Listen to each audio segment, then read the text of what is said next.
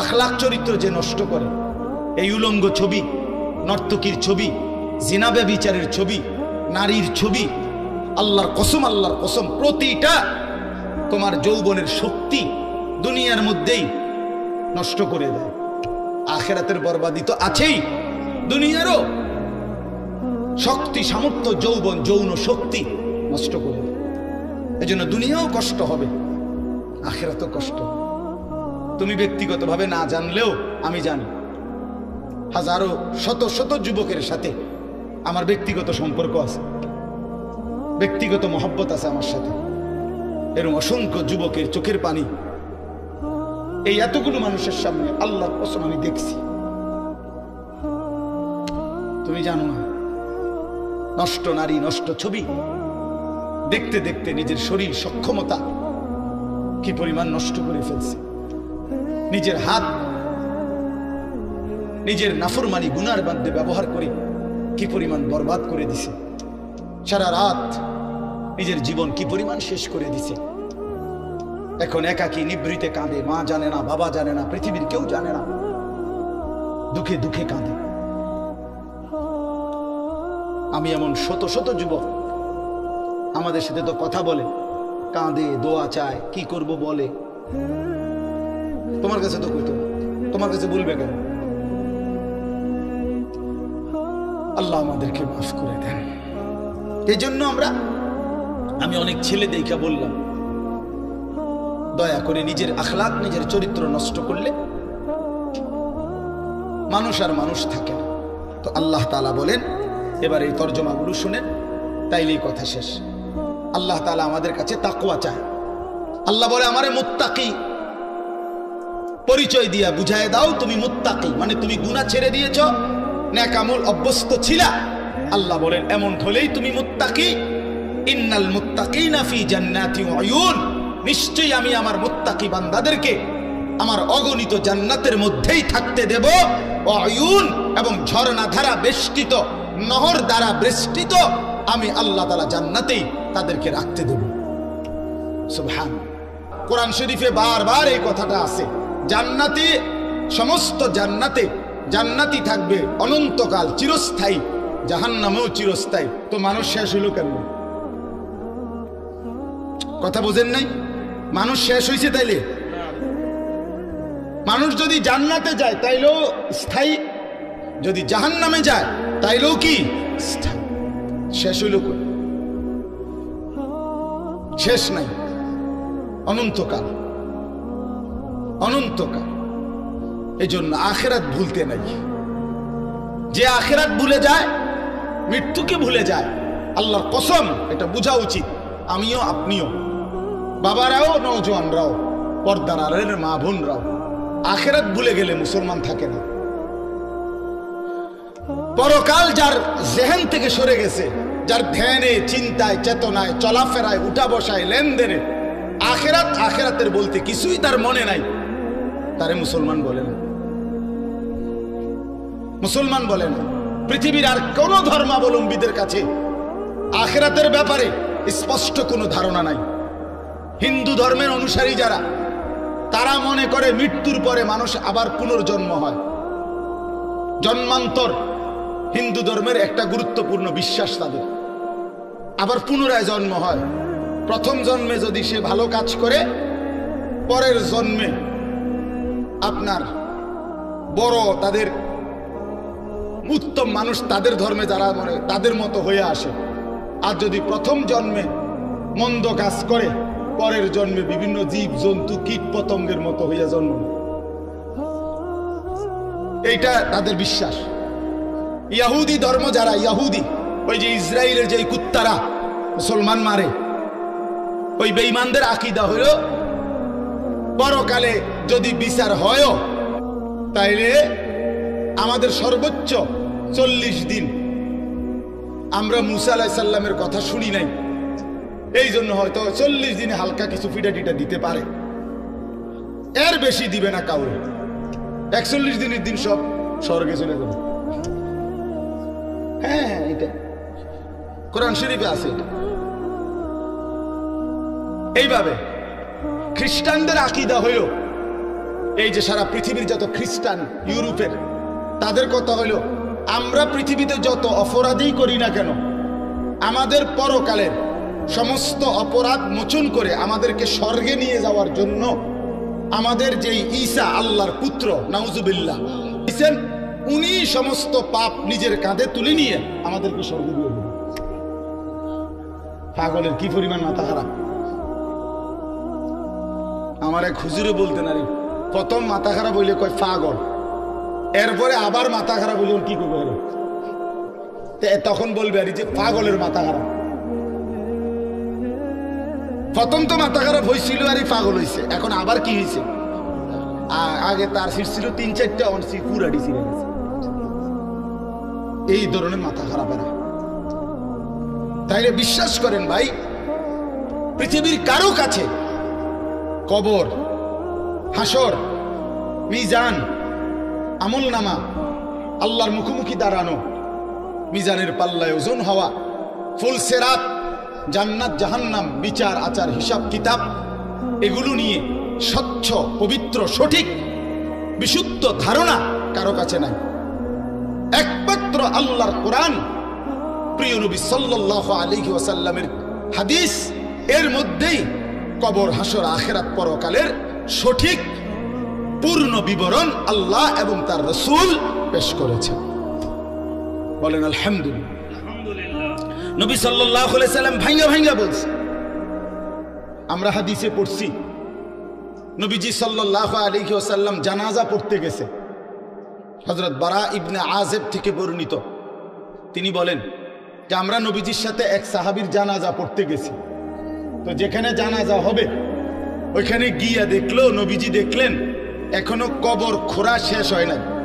বলেন মা ইয়ালহাদ, কবর খোঁড়া এখনো শেষ হয় নাই, তাহলে আরো সময় লাগবে 20-25 মিনিট, কথার কথা।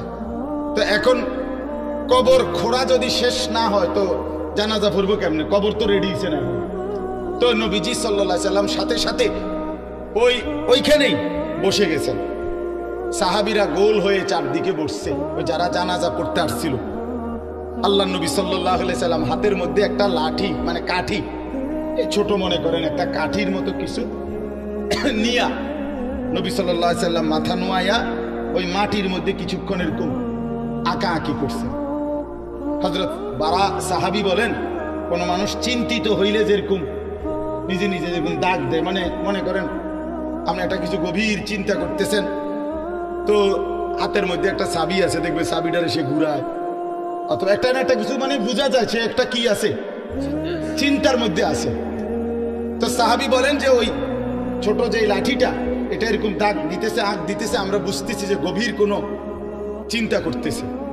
এরপরে নবীজি বললেন সাহাবীদেরকে 3 বার, প্রথম বললেন ইস্তাইযু মিন আযাবিল কবর, সাহাবীরা আল্লাহর কাছে দিবানিশি কবরের আযাব থেকে পানাহ চাও,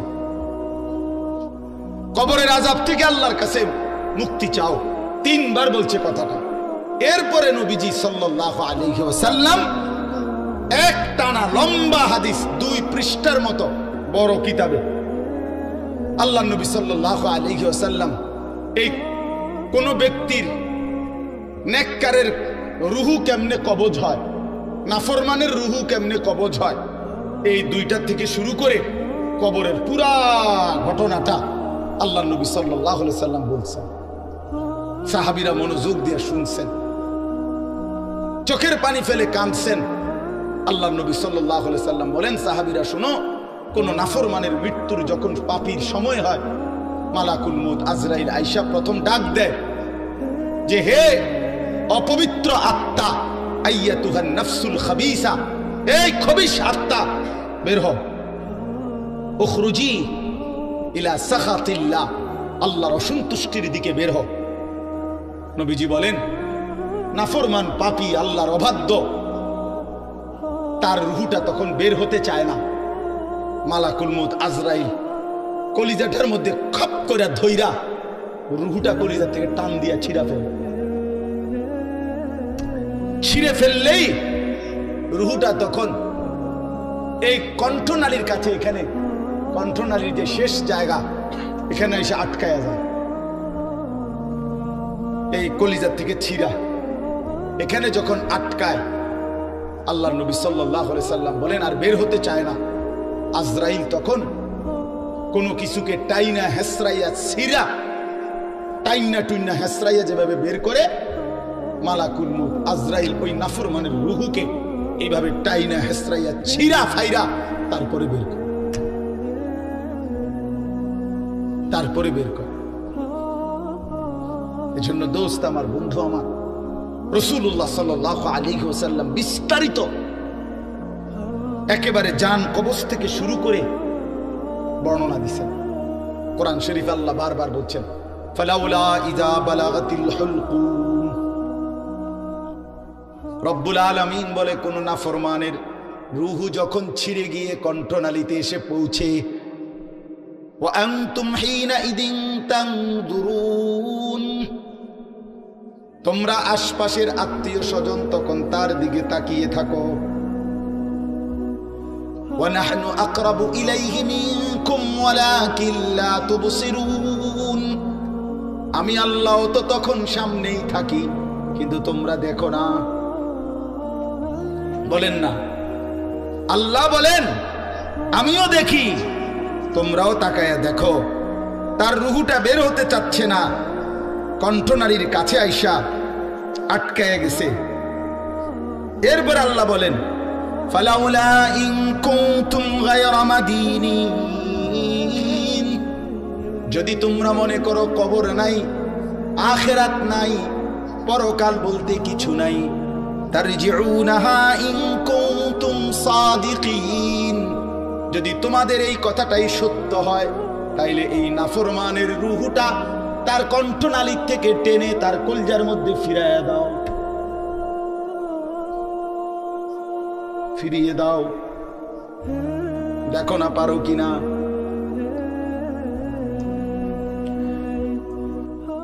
তাহলে বলেন সম্ভব তখন? মানে কেউ পারবে তো তখন নাকি? কোরআন শরীফের জন্য আছে, আল্লাহ বলছে আউলা লাকা ফাআউলা সুম্মা আউলা লাকা ফাআউলা।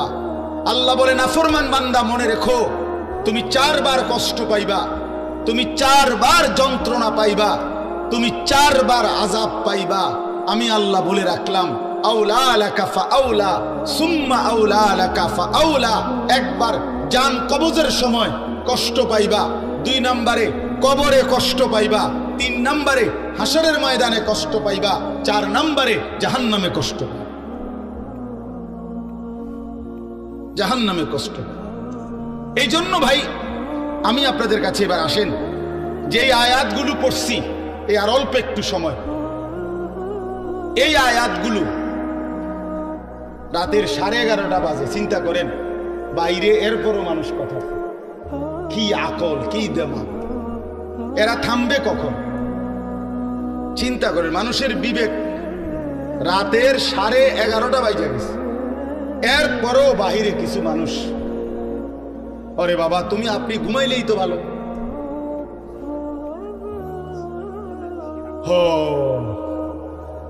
কোনো কথাই মানে আল্লাহর কথা কানের ধার দিয়েও যায় না। দুর্ভাগ্য, দুর্ভাগ্য। চলেন তো আমি বলতেছি, আখিরাতকে যদি কেউ ভুলে যায়, আর অল্প একটু আমার কথাটা শুনেন, আখিরাতকে কেউ ভুলে গেলে, যুবক ভাই তোমরাও শোনো ভাই, আখিরাতকে ভুলে গেলে সে আর মুসলমান থাকে না। মানুষ আখিরাতকে ভুলে গেলে মানুষ জানোয়ার হয়।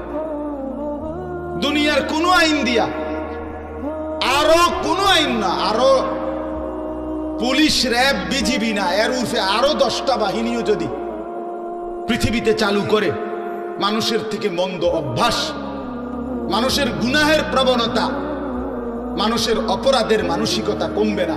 মানুষ সুযোগ খুঁজে, দুনিয়ার এই আইন প্রশাসনের কাছ থেকে মানুষ ফাঁকফুক খুঁজে, আর কি কৌশল বাইর করে, কোনো না কোনো কৌশলে পুলিশে ফাঁকি দেয়, র্যাবকে ফাঁকি দেয়, বিজিবি ফাঁকি দেয়, মেম্বাররে ফাঁকি দেয়, চেয়ারম্যানরে ফাঁকি দেয়, বাবাকে ফাঁকি দেয়, মাকে ফাঁকি দেয়, কাউকে না কাউকে ফাঁকি দিয়া কোনো না কোনো বুদ্ধি বাহির কইরা সে অপরাধ করে। কিন্তু যার কলিজার ভিতরে আল্লাহর সামনে দাঁড়াইবার অনুভূতি আখেরাত পরকাল, নিজের বিচার, নিজের হিসাব, যে এই কথা দিল দিয়া বুঝে যে আমার এক সেকেন্ড আল্লাহর আড়ালে না, আমার প্রতি নিঃশ্বাসের হিসাব দিতে হবে, প্রতি সেকেন্ডের হিসাব দিতে হবে। আল্লাহর কসম, এই আখিরাতের বিশ্বাস যার কলিজায় যতটা মজবুত হয়ে বসে তো ততটাই তার অপরাধ কমে যায়, আল্লাহর বন্দেগী বেড়ে যায়। আপনি যদি বলেন আমি হুজুরের মধ্যে, আপনি যদি বলেন হুজুর আমনের মধ্যেও অনেক গুনাহ আছে, আমনেরও হুজুরদের মধ্যে বহুত কি আছে, পাপ আছে, আমরা জানি, হ্যাঁ তো আমিও কই জানি, তো বুঝতে হবে আমার মধ্যে আখিরাতের ঘাটতি আছে, আপনার মধ্যে যেমন ঘাটতি। কথা বুঝছেন কিনা বলেন? আমি কোনো বেহেশতের থেকে আইছি না, আমি আইছি সাবের বাজার থেকে। বুঝছেননি আমার কথাটা? আমি এখন কি বেহেশতের থেকে আইছি কে? আমি আইছি ক্যান্টনমেন্ট থেকে। তো আমি তো বেহেশতের থেকে আসি নাই, আমাকে হিসাবের জন্য যাইতে হবে। আপনি যেমন দাঁড়াবেন আমিও দাঁড়াবো, আপনাকে যেমন হিসাব দিতে হবে আমাকেও দিতে হবে। এই জন্য আখিরাত ভুলে গেলে এক মানুষের অপরাধ বেড়ে যায়, এক মানুষের বন্দেগী ছুটে যায়। কেন নামাজ পড়ে না? আখিরাত মনে না। কেন চুরি করে, জিনা করে, ব্যভিচার করে, মদ খায়, জুয়া খেলে? কেন সারা রাত যুবক সারা রাত উলঙ্গ ছবি দেখে, নর্তকীর নাচ দেখে, জিনা ব্যভিচারের দৃশ্য দেখে? মুসলমানের বাচ্চা হইয়া কোনদিন খোদার 365 দিনের একটা বছরে কোনদিন ফজরের নামাজ পড়ে না। মুসলমানের বাচ্চা এত বড় জানোয়ার কেন হইল? মুসলমানের ঘরে জন্ম নিয়া এত বড় হাইওয়ান কেমনে হইল? এক মহিলা 30 বছর ধরে বেপর্দা, মুসলমান হওয়ার পরও কেমনে হইল? একজন মুসলমান হওয়ার পরে 30টা বছর ধরে সে কেমনে সুদ খায়, কিস্তি নেয়, এত মিথ্যা কথা, এত গালিগালাজ কেমনে করে? 60টা বছর হইয়া গেছে, বুড়া মিয়া এখনো বিড়ি খায় কেমনে? 60 বছর বয়স এখনো সাদওয়ানে বৈশা টেলিভিশনে নর্তকীর নাচ দেখে কেমনে? কারণ আখিরাত ভুলে গেছে। কি ভুলে গেছে বলেন না কেন? অথবা আখিরাত মনে আছে, তবে আখিরাতকে সামান্য কিছু মনে গেছে। এই যে মনোঘণ্টা 2-1 একটা বিষয়, হয়তো 2টা থাপড় চটকনা দিয়া, বুঝেন না কথা? 2-1টা থাপ্পড় টাপ্পড় দিয়ে মনে কি করে দিব, ছেড়ে দিব। অথচ বিষয়টা তো এমন না। আল্লাহ তাআলা কোরআনে বলছে হাসরের ময়দানের একদিন এক এক দিন, প্রতিদিন এক এক দিন 50,000 বছর। কোরআন শরীফের আয়াত, এটা কোনো হুজুরের ব্যাখ্যা না, ডাইরেক্ট কোরআনের আয়াত। ফি ইয়াউমিন কানা মিকদারুহু 50,000 সানা, প্রতিদিন একদিন হাসরের ময়দানের 50,000 বছর। 50,000 বছর একটা প্রচন্ড গরমের জায়গার মধ্যে আপনারই যদি 4টা ঘন্টা 5টা ঘন্টা চারিদিকে কোনো দরজা নাই, জানালা নাই, পুরা গরমের মধ্যে এই প্রচন্ড গরমের সিজনে যদি বসায় রাখে 10টা ঘন্টা, আপনি তো পাগল হয়ে যাবেন। আপনি তো গরমে পাগল হয়ে যাবেন। তো 50,000 বছর একদিনে মাথার উপরে সূর্যটা থাকলে দোস্ত আমার কি হবে অবস্থা? পায়ের নিচের জমিন তামার মতো হলে কি হবে? আল্লাহ নবী সাল্লাল্লাহু আলাইহি সাল্লাম বলেন, উম্মত 1 সেকেন্ডের জন্য এই এক পাও রাখতে যেটুকু জায়গা, পায়ের তালু, এতটুকু জায়গার অতিরিক্ত কাউকে 1 সুতা জায়গা বেশি দেওয়া হবে না। মাউদাউ কাদামিন, শুধু পাও রাখবার জায়গাটাই হাসরের ময়দানে মিলবে। ডানে বামে সামনে পিছনে আর আগাইতেও পারবে না, পিছাইতেও পারবে না, এবং 1 সেকেন্ডের জন্য বসতে পারবে না। ইয়াউমা ইয়াকুমুন নাসু লিরাব্বিল আলামিন, দাঁড়িয়ে থাকতে হবে। মাথার উপরে সূর্য থাকবে, পায়ের নিচে জমিন তামার মতো, নড়াচড়ারও কোনো ডান বাম করার সুযোগ নাই। জাহান্নাম সামনে, ওয়াজি ইয়াউমা ইদিন বিজাহান্নাম, কোরআন শরীফে আল্লাহ বলছে হাসরের ময়দানে জাহান্নামকে সকলের সামনে এনে দাঁড় করানো হবে, জাহান্নামকে দেখবে। এই অবস্থায় কেমন হবে হালাত? আমি এই বছর এই যে গত হজে আরাফার দিন, যেদিন হজের দিন, বিশ্বাস করেন হজের দিন, আরাফাতের দিন মানে হজ্জের সময় ওই তাবুর বাহিরে দাঁড়াইয়া, খোলা আকাশের নিচে দাঁড়াইয়া দোয়া করা, এটা একটা সুন্নত, মানে নবীজির একটা আমল ছিল।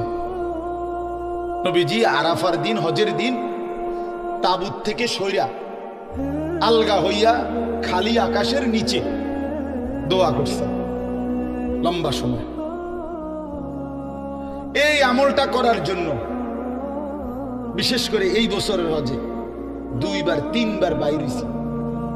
এক দূর 2টা মিনিটও বিশ্বাস করেন মনে হচ্ছে যেন না আগুনের গোলা মারতে আছে শরীরে।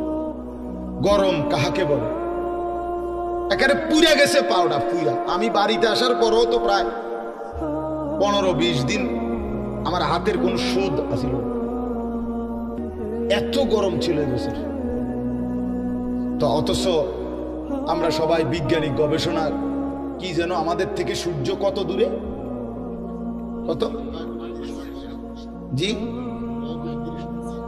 আচ্ছা এই ধরেন না যে দূর দূরে, এই 2,86,000 কোণ আর 30 লক্ষ মাইল দূরে কোণ, যাই বলেন অনেক দূরে কিনা বলেন না, এই লক্ষ লক্ষ মাইল দূরে সূর্যের তাপে যদি এই অবস্থা হয়, তো মাথার উপরের সূর্যের কি অবস্থা হয়?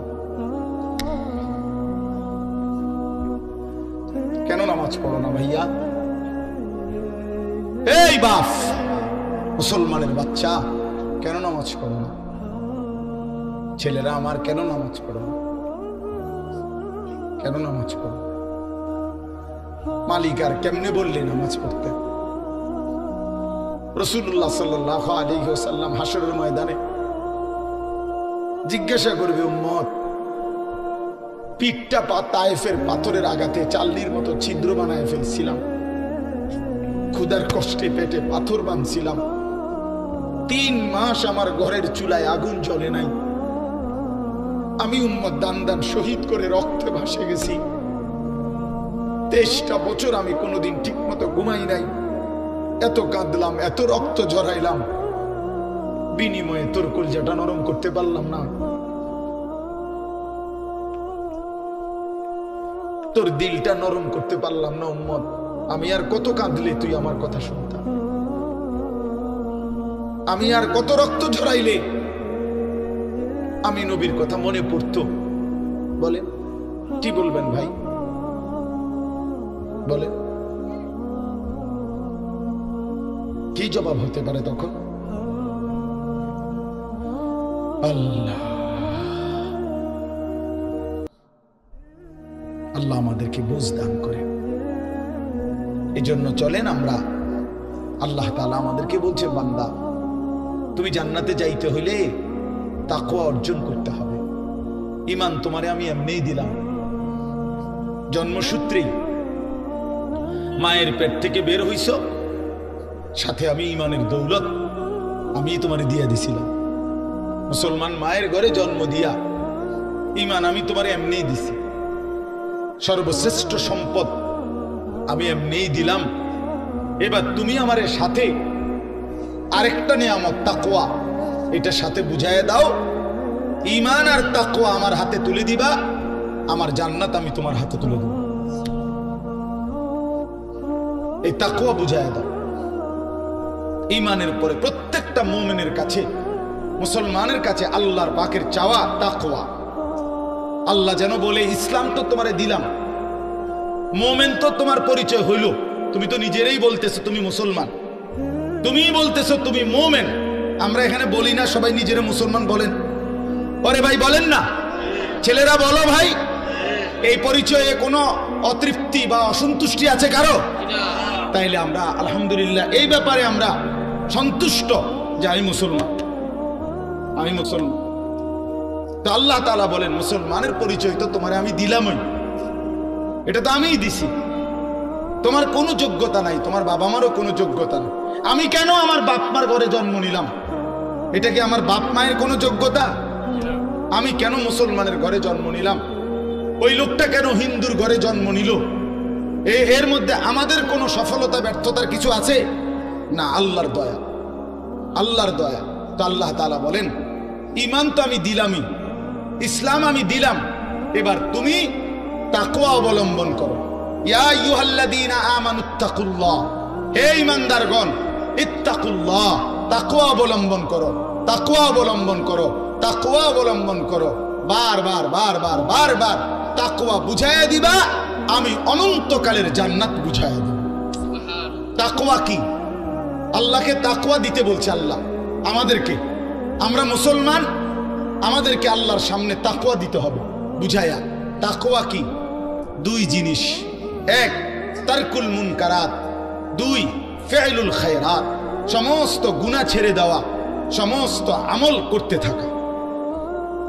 আল্লাহ তাআলা বলছে গুনাহ ছেড়ে দাও, বন্দিগিতে লেগে যাও, আমার হুকুম পালন করো, আমার নিষেধ বর্জন করো। আমার হুকুম, আমার রসুলের হুকুম যা তা আমারই হুকুম, আমার রসুলের নিষেধ যা তা আমারই নিষেধ। কারণ নবী সাল্লাল্লাহু আলাইহি সাল্লাম নিজের থেকে কিছুই বলেন না, করতেও বলেন নাই, ছাড়তেও বলেন না। কথা বলেন না কেন? নবী যা করতে বলছেন তাও আল্লাহর পক্ষ থেকে, যা ছাড়তে বলছেন তাও কার পক্ষ থেকে? আল্লাহর পক্ষ থেকে। তাহলে আল্লাহ এবং তার রসুলের হুকুম এটা বললে যেই কথা, আপনি আল্লাহর হুকুম বললেও নবীজির কথা অন্তর্ভুক্ত। কারণ আল্লাহর হুকুম, আল্লাহর যাবতীয় কথা, কোরআনের প্রতি অক্ষর এই পৃথিবীবাসী রাসূলুল্লাহ সাল্লাল্লাহু আলাইহি সাল্লামের জবান ছাড়া আর কারো কণ্ঠে শুনে নাই। কথা বলেন, কোরআন শরীফের একটি অক্ষরও পৃথিবীবাসী অন্য কারো মুখ দিয়া প্রথম শুনে নাই। প্রতিটা শব্দ কোরআন শুনছে কার জবান দিয়া? রাসূলুল্লাহ সাল্লাল্লাহু আলাইহি সাল্লামের জবান দিয়া। নাজিল তো করছেন আল্লাহ, কিন্তু পুরা 30 পারা কোরআন আল্লাহ নবীজির সিনাত নাজিল করছে। এরপরে বলছেন আমনে কর, আমনে কর, তো নবীজি শুনাইছে। এজন্য আল্লাহ তাআলা বলেন বান্দা গুনাহ ছেড়ে দাও, নেক আমলে লেগে যাও। তাহলে তাকওয়া বলে গুনাহ বর্জন কর। বাফ কষ্ট হইতেছে আমি জানি, রাত হয়ে গেছে, আমি শেষ করতে চাচ্ছি। আমি আপনাদেরকে বুঝাই, আবারও বলি, মনে কষ্ট নিয়েন না। কোন মুসলমান নামাজ পড়ে, সে নামাজি। কোন মুসলমান রোজা রাখে, সে রোজাদার। কোন মুসলমান হজ করছে, সে হাজি সাহেব। এগুলো ঠিক আছে, কিন্তু কোন মুসলমান দিনদার, কোন মুসলমান ফরহেজগার, কোন মুসলমান আল্লাহওয়ালা, এইটা বলতে হইলে শুধু নামাজ, শুধু রোজা, শুধু যাকাত, শুধু জিকির যথেষ্ট নয়, বরং পুরা দিন মানা জরুরি। প্রতিটা হালাল আপনাকেই মানতে হবে, প্রতিটা হারাম আপনাকেই ছাড়তে হবে, আমারও ছাড়তে হবে, আমারও ছাড়তে হবে।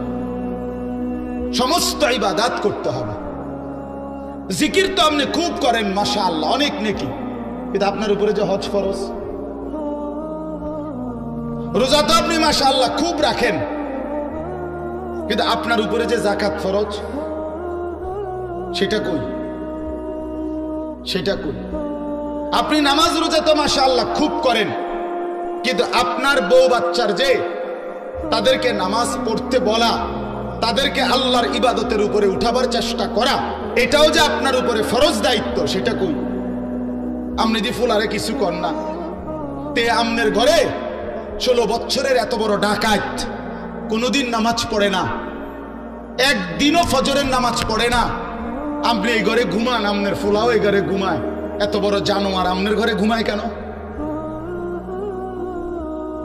হ্যাঁ, এত বড় হাইওয়ান, এত বড় চতুষ্পদ জন্তু মুসলমানের ঘরে ঘুমায় কেন? এই নাফরমান কতদিন পরে নামাজ পড়বে বলেন? আপনার বিবি কত বছর পরে পর্দা করবে? আপনি যদি বলেন আমি কইছি তো, শুনে না। কয়বার কইছেন? 950 বছর। তো নূহ আলাইহিস সালাম তো 950 বছর বলছে। আপনি যদি কইছেন সর্বোচ্চ 10 বার, 50 বার, আর মনে করেন আপনি 50,000 বারে কইছেন, তো 50,000 বার বলার পরে অথবা 3 বছর বলছেন, অথবা 10 বছর বলছেন, তো 10 বছর পরে আর বলতে হবে না। এই ছুটি আপনারে কে দিল? আমার কথাটা বুঝছেন? আমি যে হুজুর বিশ্বাস করেন, আমি তারে বলতে বলতে মনে 50,000 বার কইছি। তো আচ্ছা, তো ঠিক আছে, আমি ধরে নিলাম, বিশ্বাসও করলাম। তো 50,000 বার বলার পরে ছুটি, এই কথা আপনারে কে অনুমতি দিল? আছে এমন কোনো অনুমতি নাই। এই জন্য বাবাদেরকে বলি, সন্তানের, স্ত্রীর, ঘরের মানুষ যারা আপনার ছেলে মেয়ে বউ বাচ্চা, এদের ঈমানের ফিকির, আখিরাতের ফিকির, নামাজের ফিকির, ইবাদতের ফিকির, আল্লাহর কসম এটা হলো আপনার প্রথম প্রধান মূল দায়িত্ব।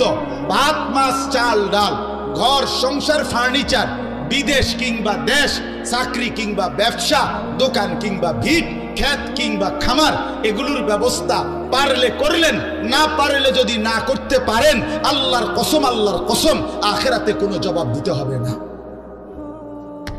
আপনার ছেলে মেয়ের জন্য যদি আপনি বিল্ডিং করে দিতে না পারেন, খাট বানায় দিতে না পারেন, তারে যদি আপনি বিদেশ না পাঠাইতে পারেন, এর জন্য হাসরে আপনি আটকাবেন না। কিন্তু তারে কেন নামাজ পড়তে বললেন না, সেজদা দিতে বললেন না, পর্দা করতে বললেন না, তারে কেন গুনাহ ছাড়াইতে চেষ্টা করলেন না, তারে কেন টেলিভিশন, মোবাইল, নাটক, সিনেমার থেকে বাঁচাইতে চেষ্টা করলেন না?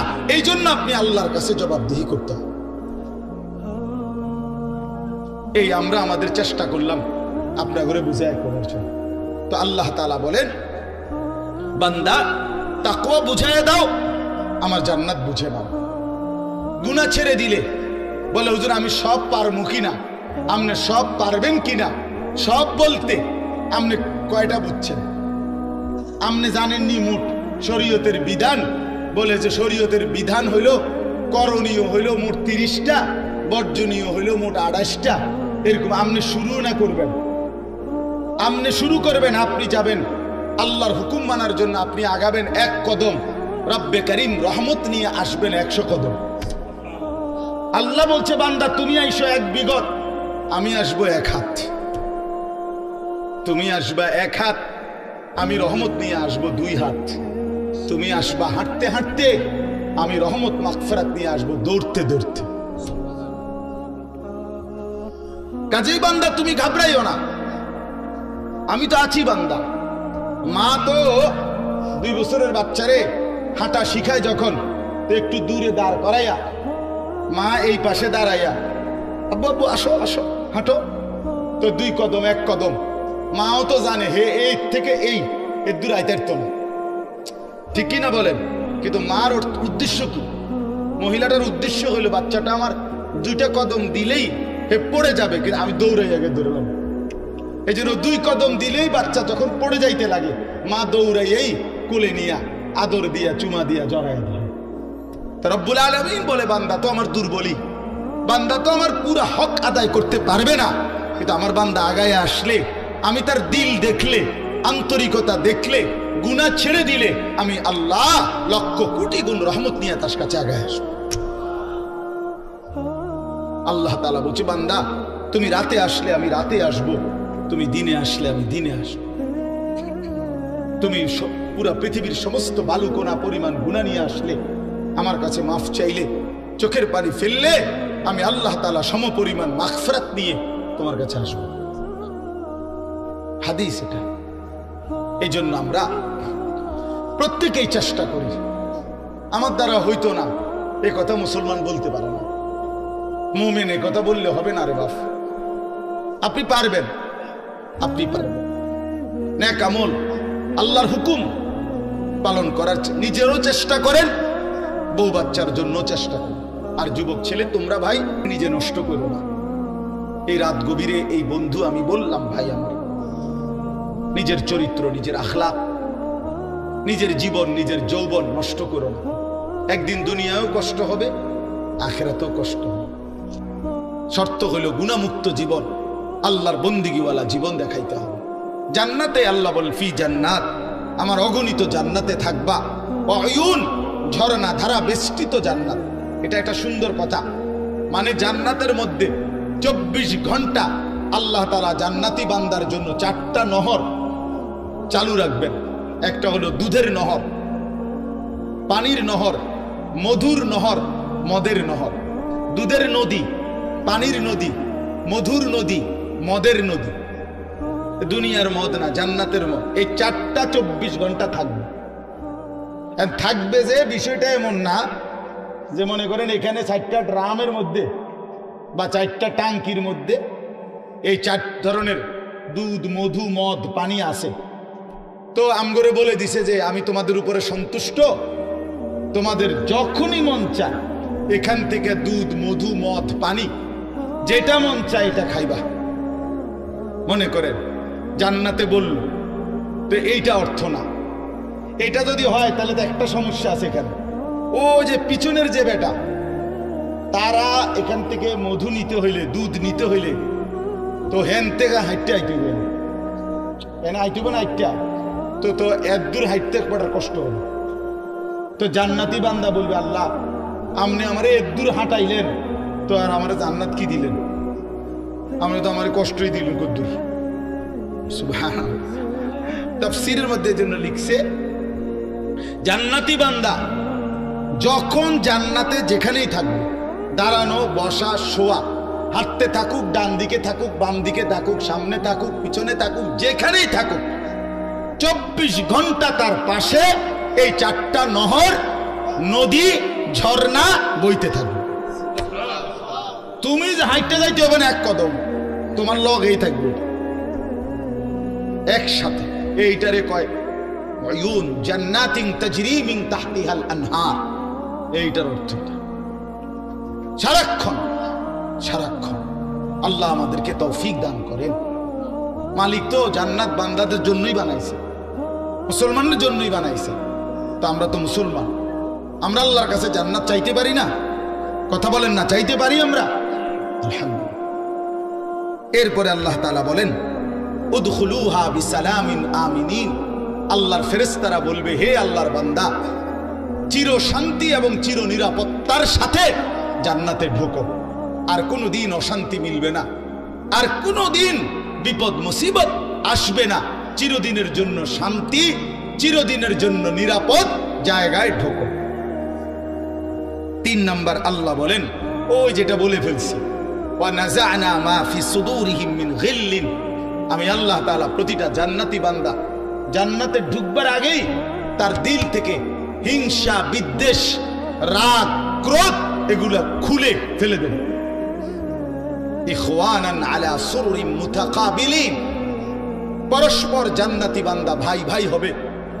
আরো মজার বিষয় এখানে বলছে, সকলেই যখন যে অবস্থায় থাকুক, দাঁড়াইয়া থাকুক, বসে থাকুক, শুয়ে থাকুক, 1 সেকেন্ডের জন্য জান্নাতি কেউ কারো পিছনে হবে না। বুঝছেন?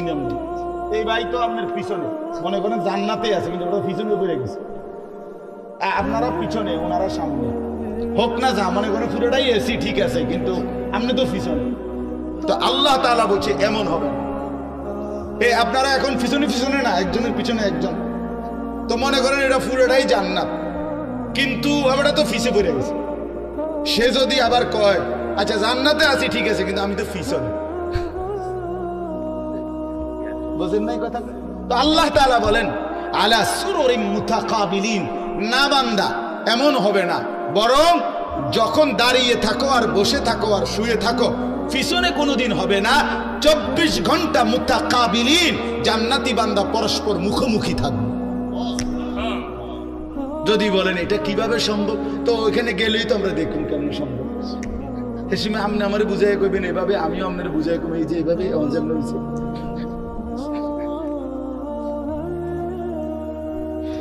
লা ইয়ামাসসুহুম ফিহা নাসাবুন। রব্বুল আলামিন বলে, লক্ষ কোটি বছরে জান্নাতীর কোনোদিন কোনো ক্লান্তি আসবে না। দুনিয়ায় দুঃখেও মানুষের ক্লান্ত হয়, আবার সুখেও ক্লান্ত হয়। হাসতে হাসতেও কাহিল হইয়া যায়, কানতে কানতেও কাহিল হইয়া যায়, খেলতে খেলতেও দুর্বল হইয়া যায়, হয় না? অনেকক্ষণ ধরে খেলতেছে, তো এখন কি লাগতেছে? কাহিল লাগতেছে। তো হাসতে হাসতেও কাহিল হয়, কানতে কানতেও কাহিল হয়। আল্লাহ বলেন, জান্নাতি বান্দা যত সুখের মধ্যেই থাকুক না কেন, 24 ঘন্টা কখনোই কোনো ক্লান্তি আসবে না। ওমা হুম মিনহা বিমুখরাজিন। রব্বুল আলামিন বলেন, কোনদিন লক্ষ কোটি বছরে জান্নাতি বান্দাকে এক সেকেন্ডের জন্য জান্নাত থেকে বের করা হবে না, কোনদিন বাহির হবে না, অনন্তকালের জন্য থাকবে। এবার শেষ কথা বন্ধু, নব্বি ইবাদি আন্নী আনাল গফুরুর রহিম। রব্বুল আলামিন বলেন, এমন সুন্দর এমন সুখের জান্নাত আমি আল্লাহ বর্ণনা দেওয়ার পরে বন্ধু ও নবী আপনাকে বলছি, কোন উম্মত যদি আপনার বলে আল্লাহ আমি তো শুনেছি জান্নাতের কথা, যেতেও মন চায়, কিন্তু এই পরিমাণ গুনার নাফরমানি করেছি রব্বুল আলামিন, যার কারণে গুনাহ তো অনেক বেশি, জান্নাতের আশাই করতে পারি না। আল্লাহ বলেন, বন্ধু আপনি আমার সেই বান্দাদেরকে বলে দেন, আন্নী আনাল গফুরুর রহিম। যত লক্ষ কোটি গুনাহ হোক না কেন, ছেড়ে দিয়ে তওবা করে চোখের পানি ফেলে যদি আমি আল্লাহর দিকে ফিরে আসে, আমি আল্লাহ ওয়াদা দিলাম, আসমান ছোঁয়া গুনাহ হলেও আমি আল্লাহ গফুর, আমি নিশ্চিত মাফ করে দেব। জান্নাতে যেতে চাও, অনেক গুনাহ, আল্লাহ বলে বান্দা ঘাবড়াইও না, তুমি যদি ফিরে আসো, আগের গুনাহ ছেড়ে দাও, চোখের পানি ফেলে মাফ চাও, আর করবে না ওয়াদা দাও, তো আমি 90 বছরের গুনাহ একসাথে এক সেকেন্ডে মাফ করব। সাত আসমান উঁচা গুনাহ মাফ করে দাও, তবে শর্ত হলো আসবা কিনা বলো, ফিরবা কিনা বলো, আগের গুরু ছাড়বা কিনা বলো। বিড়ি খাইতে খাইতে আস্তাগফিরুল্লাহ করে হতো না, কথা বুঝেন নাই? টেলিভিশন চাইতে চাইতে তওবা তওবা করলে হতো না। আমাদের তো আমরা না বুঝি না, আল্লাহ তো বুঝে বাবা। আমরা তো অনেক সময় আছি এমনি ডুল্লা ডুল্লা আস্তাগফিরুল্লাহ তো পড়ি, কিন্তু গুনাহ থেকে আসলে ইস্তিগফার এ মুখে বলে আর কি, এ জানে সে গুনাহ ছাড়বে না, তো এটা কিসের আস্তাগফিরুল্লাহ? আপনার ইয়াকিন দিলের মধ্যে আপনি মিথ্যা ছাড়বেন না, তো আপনি কি গুনার তওবা করতেছেন? আপনি তো দিলের মধ্যে রাখছেন যে আপনি গুনাহ ছাড়বেন, আপনার পকেটে বিড়ি, আপনার মুখে দাড়ি কাটা, আপনার পকেটের টাকা সুদের টাকা, আপনি কোন আস্তাগফিরুল্লাহ রাব্বি কিতা কইলেন? কারে কইলেন? কিতা বুঝাইলেন আপনি? হ্যাঁ, এই জন্য বললাম, আল্লাহ তাআলা বলে তওবা হলো বান্দা আগের গুনাহ ছেড়ে দেওয়া, আর করবে না ওয়াদা দিয়া লজ্জিত হয়ে মাফ চাওয়া। এমন হলে আমি 90 বছরের গুনাহ মাফ করব। ওয়া আন্না আযাবি হুয়াল আযাবুল আলীম। আল্লাহ তাআলা বলেন, এই শেষ কথা ভাই, আমার এই শেষ লাইনটা শুনেন। যুবক ভাই তোমরাও শোনো, কষ্ট করছো তোমরা, সবাই মনোযোগ দিয়ে শুনে নাই, আমি দেখছি 2-4টা ছেলে পেলে এমনও যারা মনোযোগ দিয়ে শুনে নাই, কথা বলছে পরস্পর, অথবা একজনের কান্দের উপরে আরেকজন ভর দিয়ে রাখছে। মনে রাখবেন, এটা অসভ্যতা। কোনো প্রাপ্ত বয়স্ক ছেলে, মানে 14 বছর 15 বছর থেকে উপরে যারা সাবালক, অর্থাৎ যাদের উপরে গোসল ফরজ হয়, এমন সাবালক ছেলে একজন আরেকজনকে জড়ায়া ধরা, এটা সম্পূর্ণভাবে শাহওয়াত, এটা অসভ্যতার অংশ। হ্যাঁ, এটা একটা শাহওয়াতের অংশ, এটা একটা নোংরামির অংশ। আপনি মনে করেন আমরা বন্ধু দেখে জড়াই, না না না, বন্ধু না, তোমার কাছে মধ্যে শাহওয়াত আছে দেখে জড়াই ধরছে। দুনিয়াবাসী না বুঝলে কি হয়েছে, আসমানওয়ালা বুঝে। এই জন্য ভাইয়া আখলাক বড় সম্পদ। তো বলতেছিলাম, শেষ কথা হলো, আল্লাহ বলেন আপনাদের বাবাদেরকেও বলি, আমারও বলি, যুবক ভাই তোমাদেরকেও বলি, ওয়া আন্না আযাবি হুয়াল আযাবুল আলীম। আল্লাহ তাআলা বলছেন, বান্দা এতভাবে বললাম, আমার জান্নাত আমি সাজায় রাখছি, আমি বললাম আমি মাফ করে দেব, এরপরও যদি কেউ গাদ্দারি করো, অবাধ্যতা করো, হাসরের ময়দানে আল্লাহ তাআলা তার বহু বান্দার আমল ধুলির মতো উড়ায় দিবেন, ছুঁড়ে ফেলে দিবেন। সাহাবায়ে কেরাম, কথা বলো না ভাই, কথা বলো না, অবাক হয়ে জিজ্ঞেস করবেন। সাহাবীরা জিজ্ঞেস করছেন, ইয়া রাসূলুল্লাহ, তারা কারা? তো নবী সাল্লাল্লাহু আলাইহি ওয়াসাল্লাম বলছেন, প্রকাশ্যে তো তারা তোমাদেরই ভাই, তোমাদের সাথেই নেক আমল করত, কিন্তু যখন একাকী গোপনে, ওয়ালাকিন ইদা খালাউ বিমাহারিমিল্লাহ ইনতাহাকুহা, একাকী যখন কোনো গুনাহ, নাফরমানি, হারাম কাজ করার সুযোগ পেত, তো একাকী হওয়ার কারণে করে ফেলত। মনে মনে ভাবতো যে কেউ দেখে না, কেউ শুনে নাই, কেউ দেখে নাই, রাতের অন্ধকার, গোপন জায়গা, একাকী। তো এই কারণে আল্লাহর নাফরমানি করত। আর মানুষের সামনে বেশভূষা ধরত বুজুর্গি, মানুষের সামনে একদম ফরহেজগার, একাকী আল্লাহর নাফরমান। তো রাসূলুল্লাহ সাল্লাল্লাহু আলাইহি ওয়াসাল্লাম বলেন, এমন ব্যক্তির আমলগুলো আল্লাহ তাআলা ছুঁড়ে মারবেন, ধুলির মতো উড়িয়ে দেবেন। এটা মাওলানা বলতেছিলেন আপনাদেরকে। এই জন্য এটা মনে রাখা চাই, মুসলমান মানে এই কথা দিলের মধ্যে ইয়াকিন রাখতে হবে, 24 ঘন্টা হার হালাতে, সকল অবস্থায় আল্লাহ আমাকে দেখে। কি বলেন? আল্লাহ আমাকে দেখে। আলাম ইয়ালাম বিআন্নাল্লাহা ইয়ারা, আল্লাহ তাআলা বলে, বান্দা তুমি কি জানো আমি কিন্তু সারাক্ষণ তোমাকে দেখি, সারাক্ষণ, রাতেও দিনেও, অন্ধকার অমাবস্যার রাতেও, পূর্ণিমার চাঁদের আলোর নিচেও, একাকীও গোপনেও প্রকাশ্যেও, সর্বাবস্থায় আমরা আল্লাহ তাআলার ইহাতা, আল্লাহ তাআলার বেষ্টনীর বাহিরে যাওয়ার কোনো সুযোগ আমাদের নাই। কোরআন শরীফে আছে, আল্লাহ তাআলা বলেন, ইয়া মা'শারাল জিন্নি ওয়াল ইনস ইন ইসতাতা'তুম আন তানফুযু মিন আকতারিস সামাওয়াতি ওয়াল আরদ ফানফুযু। সূরা আর রহমানের মধ্যে আছে। আল্লাহ তাআলা বলেন, হে জিন এবং মানুষ, যদি নাফরমানি করতেই মন চায় তো আমি আল্লাহর আসমানের সীমানা, জমিনের সীমানা ছেড়ে দাও, আমার সীমানার থেকে বেরিয়ে পড়ো, দেখো পারো কিনা। আল্লাহ তাআলা বলে, লা তানফুজুন ইল্লা বিসুলতান, আমি ক্ষমতা না দিলে কেউই নিজের যোগ্যতায়, নিজের ক্ষমতায় আমার সীমানা পার হইতে পারবে না। বুঝেন নাই? পারবে? আমরা আসলে পারবো?